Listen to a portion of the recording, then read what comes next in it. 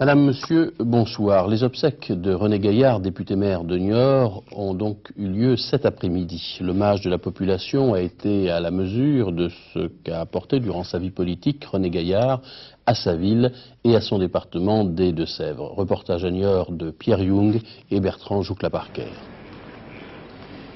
Il y avait en effet une foule nombreuse cet après-midi sur la place de l'Hôtel de Ville à Niort pour rendre ce dernier hommage à René Gaillard. Plusieurs ministres s'étaient déplacés, messieurs Delbar, Crépeau et surtout Pierre Mauroy et Laurent Fabius.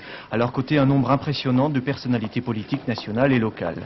Monsieur Bernard Bellec, au nom du conseil municipal de Niort. Constituer une partie essentielle de sa vie. Sa conviction profonde dans un avenir meilleur, dans une organisation sociale et économique plus juste, son socialisme humaniste, sa belle réussite, apporte un démenti cinglant aux esprits forts qui prétendent qu'on ne peut pas conduire une bonne politique avec de bons sentiments. René Gaillard était marié, père de 5 enfants. Ironie de l'histoire, ceux-ci étaient réunis exceptionnellement pour les fêtes de fin d'année. Monsieur Maurice Monard, maire de la petite commune de Coulon, un ami personnel.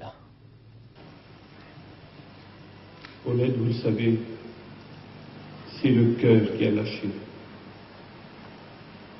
Il avait le cœur fragile parce qu'il avait le cœur trop grand.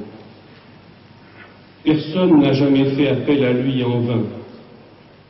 Et d'abord les plus humbles, pour qui il avait une sorte de tendresse. Puis ceux qui créaient, qui inventaient, qui osaient, et pour lesquels il ne marchandait pas son aide.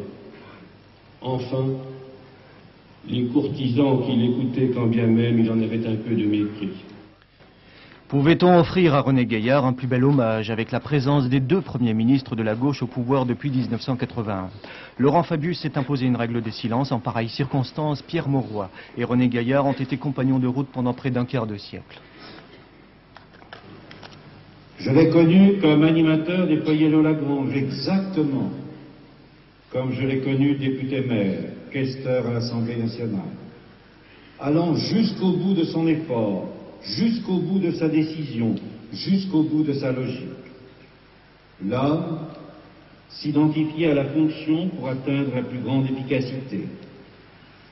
À cette rage de vaincre, il alliait un sens aigu de la confiance en lui-même, aux autres, et le sens d'une vraie fidélité qui n'excluait jamais l'exercice d'un esprit libre, réaliste et critique.